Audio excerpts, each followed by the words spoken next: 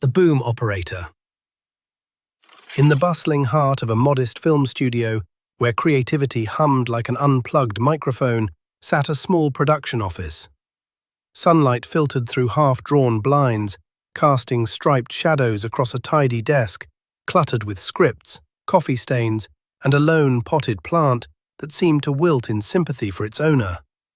Against the far wall leaned a large, professional-looking microphone boom, its pole sleek and metallic, resembling a dormant hunting spear, ready to strike at the first whisper of dialogue. The air carried the faint scent of stale coffee and fresh printer ink, a testament to long hours spent chasing the perfect sound. Promagnon, the studio manager, adjusted his tie with practiced precision. He was a massive grey-backed gorilla in his mid-years, with wire-rimmed glasses perched on a nose perpetually furrowed in concentration, his polite demeanour a thin veil over the strains of endless deadlines. He glanced at the clock, then at the door, hoping this interview would go smoother than the last. When it creaked open, in shuffled Franzl, the applicant for the boom operator position. Franzl moved at the pace of thawing butter on a winter morning, deliberate, unhurried, his rumpled coat hanging loosely on a frame that suggested he had once been enthusiastic about meals but had since reconsidered. His eyes, wide and thoughtful behind thick lenses, scanned the room as if committing every detail to an internal catalogue. "Mr. Franzl, thank you for coming in," Promagnon said, his voice cheerful and welcoming, forcing a smile that didn't quite reach his eyes. "Please, have a seat." Franzl looked around slowly, his head tilting like a bird assessing a new perch, and nodded thoughtfully. "Yes, I see there is one." He ambled toward the wrong wall, his footsteps soft on the worn carpet, and gently touched the filing cabinet as if testing its chair-worthiness. "Very sturdy," he murmured, running a finger along its cool metal surface, appreciating its unyielding form. Promagnon's smile twitched. No, the chair just in front of you." Franzl rolled his eyes with the exaggerated patience of someone burdened by excessive instructions. "Of course, naturally." He lowered himself into the seat with glacial slowness, as if calculating the precise geometry of hips, spine and cushion, his joints creaking faintly in protest. The chair groaned under him, but he settled at last, folding his hands in his lap like a philosopher pondering the void. "So, Mr. Franzl, you've applied for the position of boom operator," Promagnon continued, leaning forward slightly, eager to steer things back to professionalism. "Yes," Franzl replied, his voice a slow drawl, like molasses pouring from a tilted jar. "I like booms." Promagnon's eyebrows lifted in cautious optimism. Good. What experience do you have?" Franzl paused, his gaze drifting to the ceiling as memories surfaced. "Well, I heard one once." Promagnon's pen hovered over his notepad. "A boom?" "Yes, very loud. 1987. Garage exploded." He mimed a small explosion with his fingers, his face lighting up with distant recollection. A beat of silence stretched, heavy as fog. "Uncle didn't mind. He always said he didn't need eyebrows." Promagnon rubbed his forehead, the first crack in his composure appearing like a hairline fracture in glass. I meant microphone boom." Franzl leaned forward conspiratorially, his whisper carrying the weight of revelation. "Oh, microphone boom." He nodded slowly, processing this twist. "Do they explode as well?" No, they do not," Promagnon assured him, though a flicker of doubt crossed his mind about this conversation's trajectory. Franzl sat back, pensively stroking his chin. "Good. I have very delicate eyebrows." The office seemed smaller now, the air thicker with unspoken exasperation. Promagnon cleared his throat, deciding action might salvage the situation. "Perhaps we'll try a quick demonstration." He gestured to the boom in the corner, its shadow stretching like an accusatory finger. "Could you please pick up the boom pole?"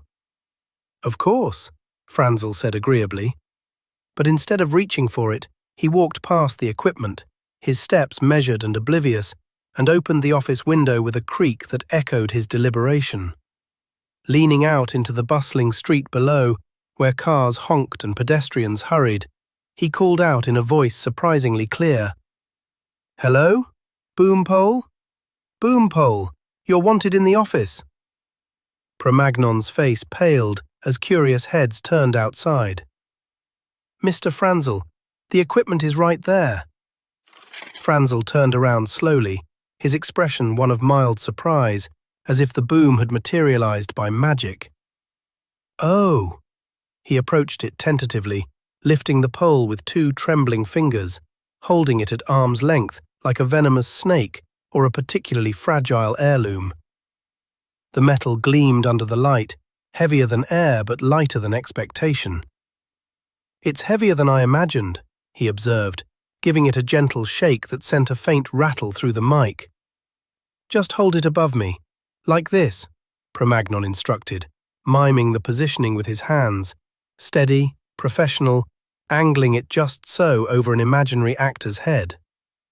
Franzl's brow furrowed in concentration. "Above you." He raised it halfway, then froze, uncertainty clouding his features. "How far above? Exactly above? Philosophically above?" Promagnon pinched the bridge of his nose. "Just above." "Ah, vague altitude," Franzl mused, lifting it higher. But in his enthusiasm, the microphone swung loose, dropping squarely into Promagnon's neatly combed hair, tangling like an unwelcome crown. "No, no, not on my head," Promagnon yelped, batting it away with frantic swipes. Franzl pulled it back too far, the mic now aimed skyward at the water-stained ceiling tiles. "Better?" "No, now you are recording the ceiling," Promagnon said through gritted teeth, envisioning the acoustics of plaster and regret. Franzl paused, tilting his head appreciatively. "Very good ceiling, though. Solid acoustics." He nodded, as if the ceiling merited its own audition. "It has presence." Promagnon's patience frayed like old tape. "We don't need the ceiling to have presence, Mr. Franzl. We need me to have presence." "Oh!" Understanding dawned dimly on Franzl's face. He swung the boom down abruptly, the pole smacking Promagnon's forehead with a dull, resounding thud that echoed in the confined space. Promagnon staggered back, stunned into silence, a red mark blooming on his chin like a badge of defeat. "Right, yes, well, let's put the boom down." "Where shall I put it?" Franzl asked, still gripping it loosely. "Anywhere," Promagnon sighed, his voice a whisper of surrender. Franzl's eyes widened at the freedom. "Anywhere? That's a lot of options." "Just floor. Floor is good." With painstaking care, Franzl placed the boom directly on Promagnon's lap, where it rested like an unwelcome pet. "There." Promagnon's whisper carried the weight of despair. "That is not the floor." The interview lurched forward into standard questions, the office now a battlefield of mismatched expectations. Promagnon unfolded a crisp sheet of paper, his hands steady despite the throbbing in his forehead. Let's move to standard interview questions. Why do you want to work in audio production?" Franzl paused for what felt like an eternity, his gaze unfocused, as if consulting the depths of his soul. The clock ticked onward, each second amplifying the awkwardness. Finally he spoke. "I like when people talk." Promagnon's pen scratched faintly. "Yes?" "And I like listening." A sudden brightness lit Franzl's face, like sunlight breaking through clouds. "Although sometimes I don't listen, but that's also listening in a way, isn't it?" Not really," Promagnon replied, his tone measured. Franzl gestured vaguely, his hands floating like aimless pigeons in the air. For example, my neighbor talks to me about his pigeons for hours, and I listen. Well, I stand there, which is like listening but with less involvement. Promagnon nodded vaguely, a hint of horror creeping into his expression, imagining hours of such listening on set. I see. Anyway, Franzl continued, warming to his theme, I thought, maybe I could be paid for standing near people who talk. He smiled warmly, then added, and holding a stick. I'm very good with sticks. Promagnon muttered under his breath, the evidence thus far contradicting that claim entirely. The room felt warmer, the air stagnant with unfulfilled potential. Desperation called for a final test. Promagnon straightened, his voice regaining a shred of authority. Right, final test. Pretend you're on set. I'm the actor. Your job is to capture my dialogue. Ready? Yes, Franzl affirmed, though his grip on the boom suggested otherwise. Promagnon launched into drama, his arms sweeping theatrically. Yesterday, all my troubles seemed... Franzl stared into the distance, the boom dangling limply at his side, nowhere near the action. Yes, yesterday. Promagnon halted, exasperation boiling over.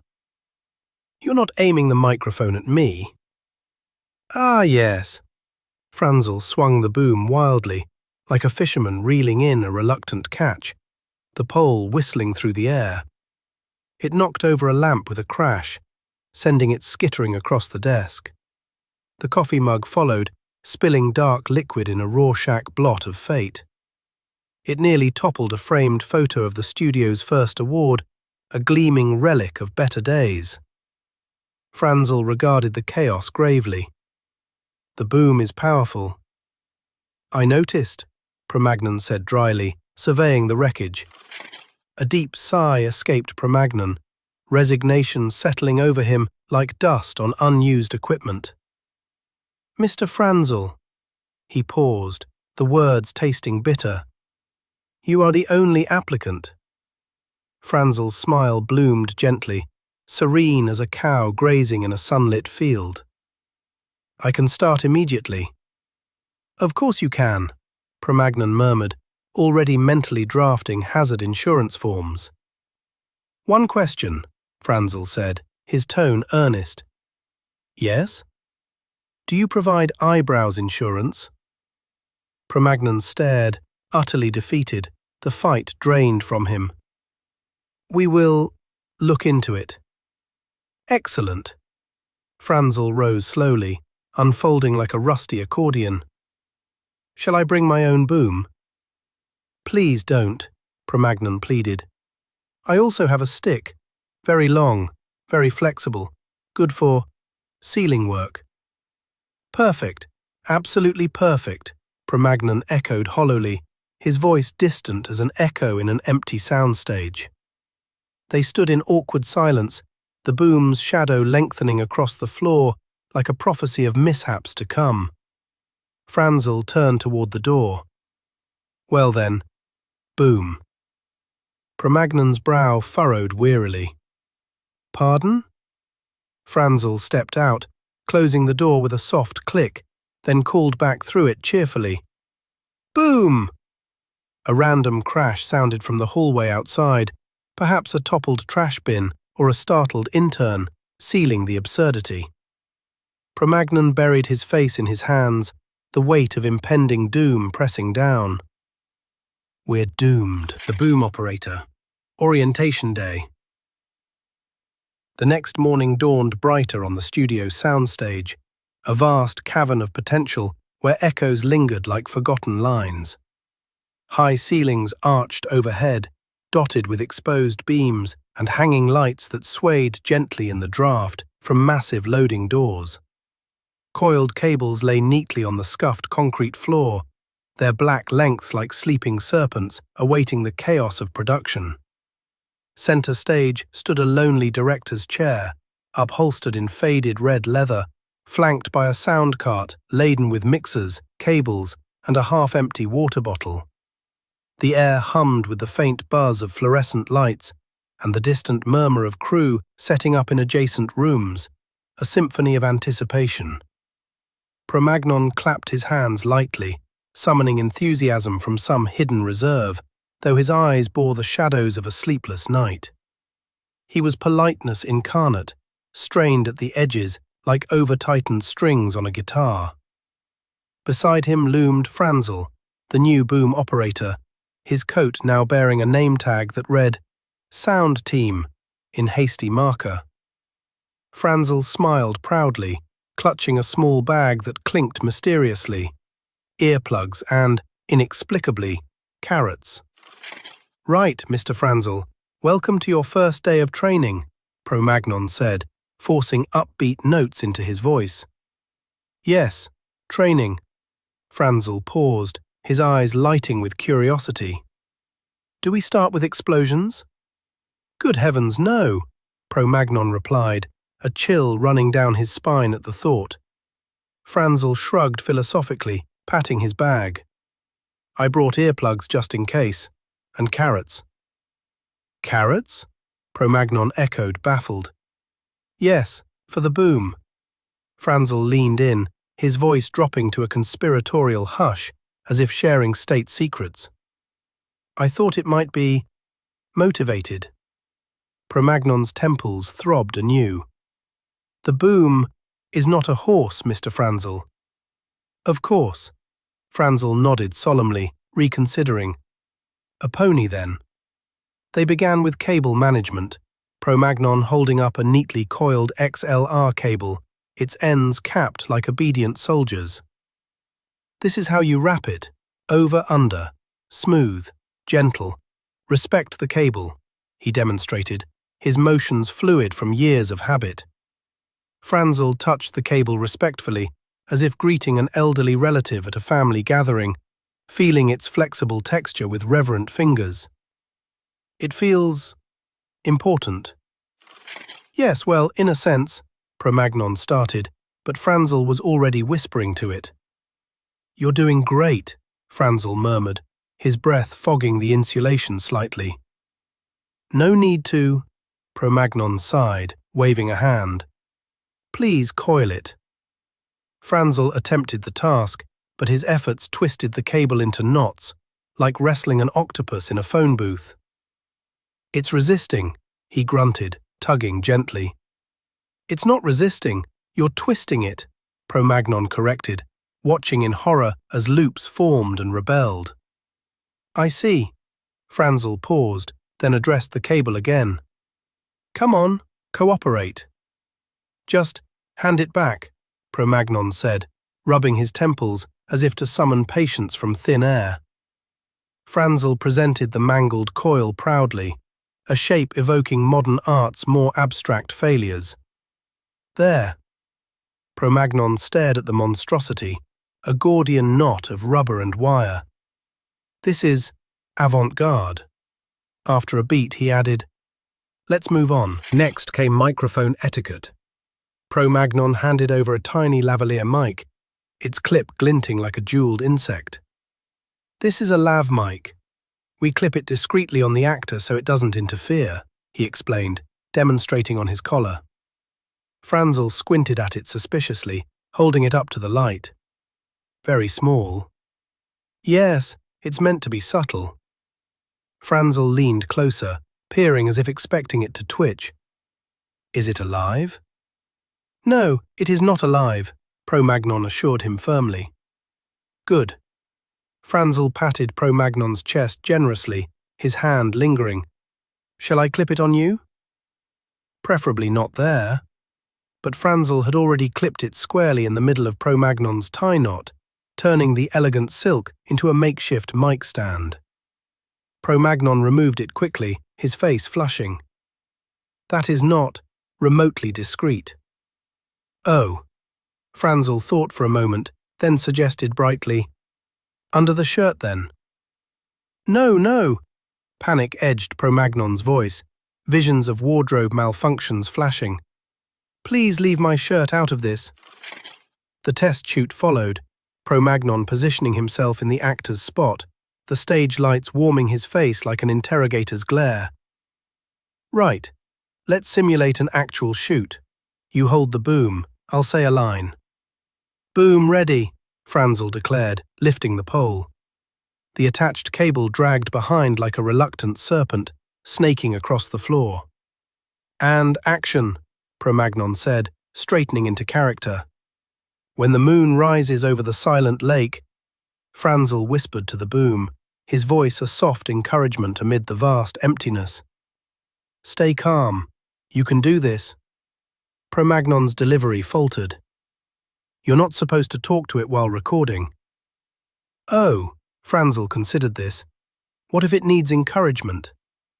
It does not need encouragement, Promagnon insisted.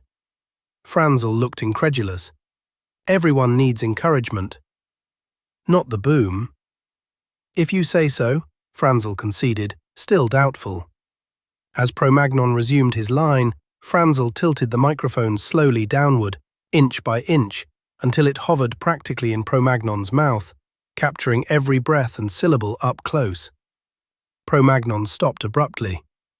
What are you doing? Capturing your dialogue at the source, Franzl explained matter-of-factly. You are capturing my tonsils, Promagnon sputtered, stepping back. The final lesson focused on framing. Promagnon gestured to an imaginary camera line etched in tape on the floor. Never let the boom appear in the shot, he emphasized, his arms delineating the boundaries. Ah, easy, Franzl said confidently. Let's try. And action. Franzl held the boom aloft, but in his zeal, he poked it into the frame like a curious periscope emerging from a submarine. Is this invisible? No, higher, Promagnon directed urgently. Franzl raised it too high, the mic vanishing toward the rafters, where dust motes danced in forgotten beams. How about now? Now it's recording the rafters, Promagnon groaned. Franzl whispered upward, his voice echoing faintly. They have a story too. Mr. Franzl, we are not producing a documentary about wooden beams, Promagnon said, gesturing emphatically at the ceiling's indifferent expanse. Yet, Franzl added thoughtfully. Chaos erupted with the director's arrival, a flamboyant feline in a scarf, despite the mild weather, his face etched with stress lines from too many rushed calls.